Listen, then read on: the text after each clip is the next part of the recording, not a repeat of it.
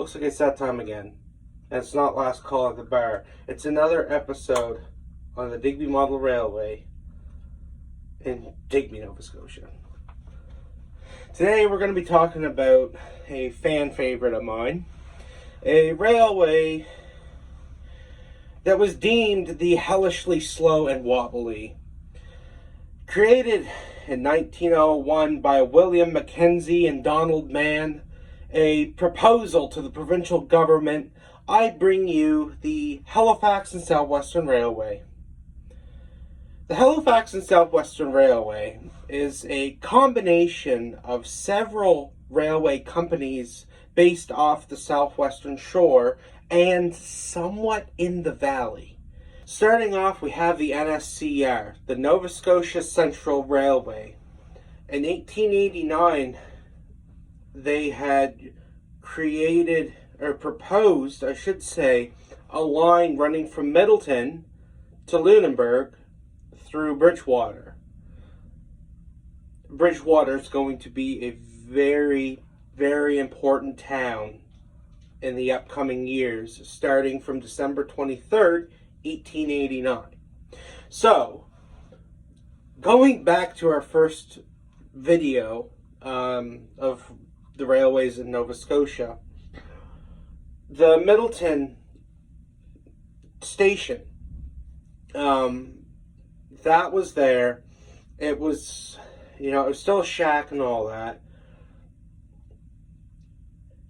But this is the reason why they built an upgraded station and built an even more luxurious station because of the NSCR. So they proposed to build this line, they built it, and then on top of that, we have something called the Coast Railway Company. They created, rather quite slowly, and mind you, I don't think, and I don't recall there being any information that an engine actually ran on this line, but they created a narrow gauge line. It was supposed to go from Yarmouth to Lockport. Again, never ran a train on it. It did convert over to standard gauge in 1895. And in 1899, a Halifax and Yarmouth Railway, they wanted to take what was there and build to Halifax. From Lockport to Halifax via Bridgewater.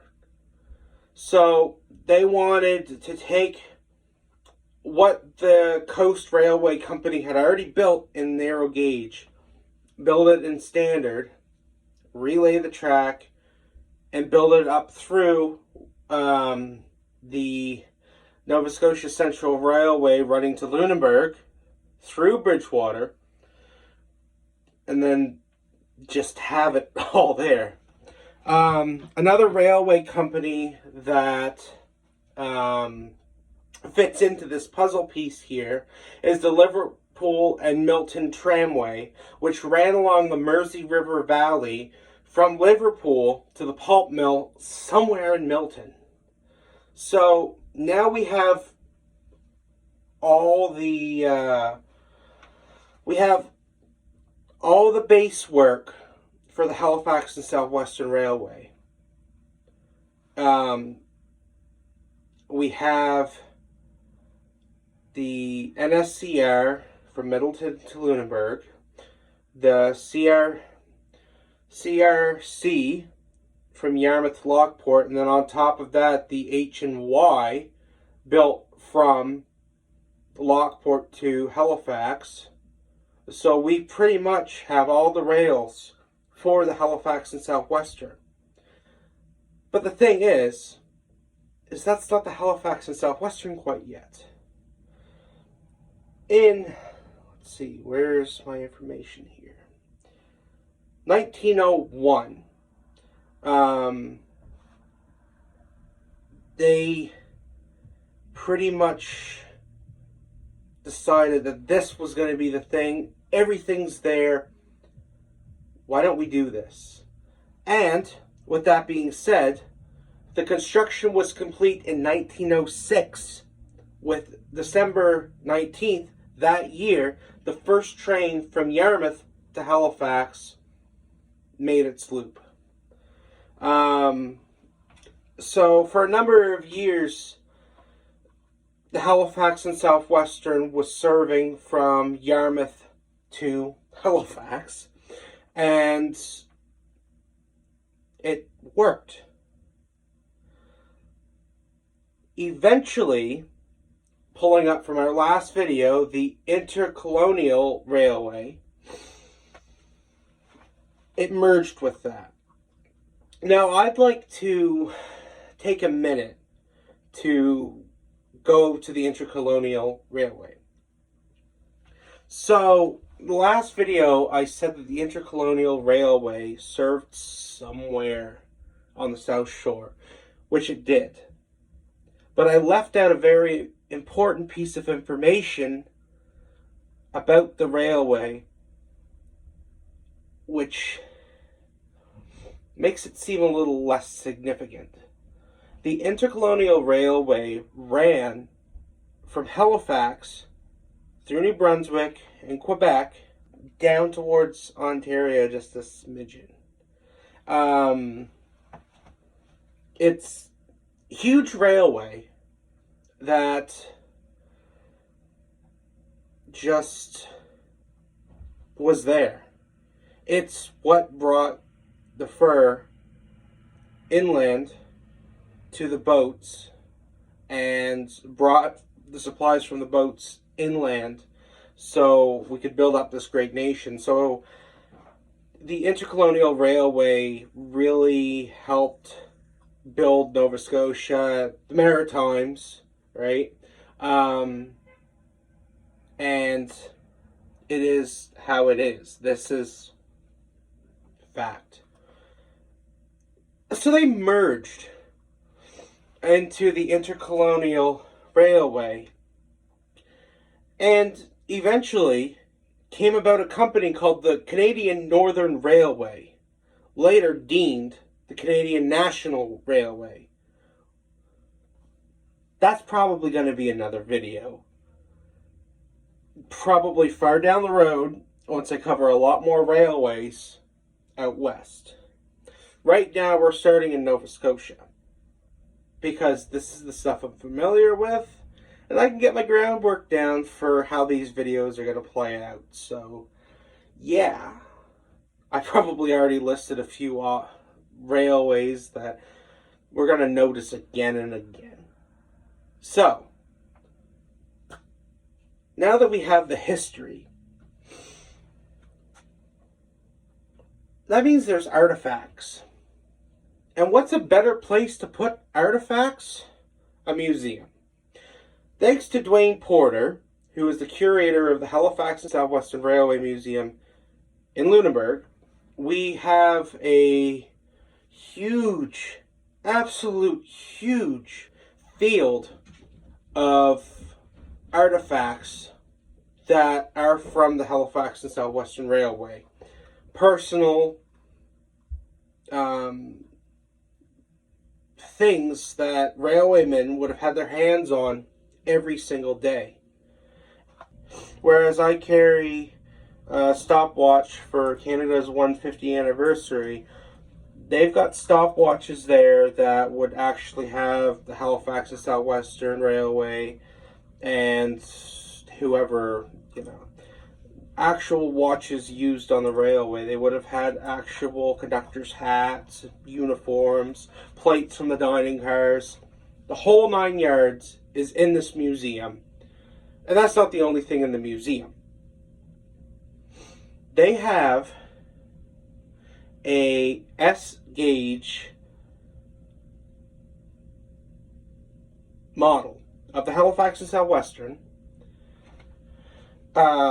Track was laid by hand. So where I use this track that has the plastic ties and the rails on top, Dwayne and his personnel, if we, volunteers, laid each tie by hand and nailed down the rails on top and ballasted it.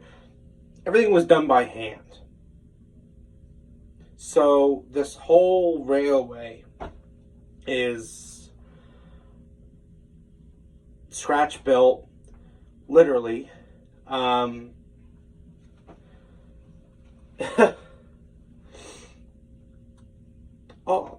get some clips we'll put up here. So everything is scratch built. He's got Bridgewater, Mahone Bay, Lunenburg. He's got Chester Basin,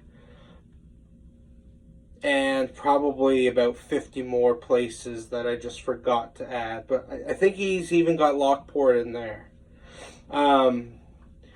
Huge lumber operation going on that he built an N scale, which is very interesting, and is the first time I have ever experienced using another gauge to make something look farther away than what it is. And that's just what he did. So he's got these small engines back, making it look like this mill is miles and miles away, where in all reality, it's probably just a meter away. So, that was fantastic. For a while there, he had a small railway done up for Thomas and Friends for kids and whatnot. And that's really what got me into railways, not gonna lie. He removed that some time ago, and now he's got this Lego city that he built and is operational. But you see, with all great things comes a time for closure. Due to the COVID pandemic, the museum is no longer open, and what is there is being held off for now. I've spoken with Dwayne about his plans for what he's doing, and he's got some very interesting things on the way. And I'm not going to take his moment of stardom, if you will, to explain what's going on. But it is not the end of the Halifax and Southwestern Railway. It's still going to be going on. It's just going to take some time.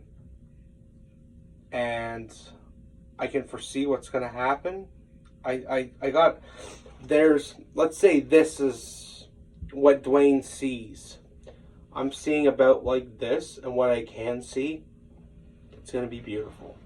So, with that being said, I think it's, what time is it?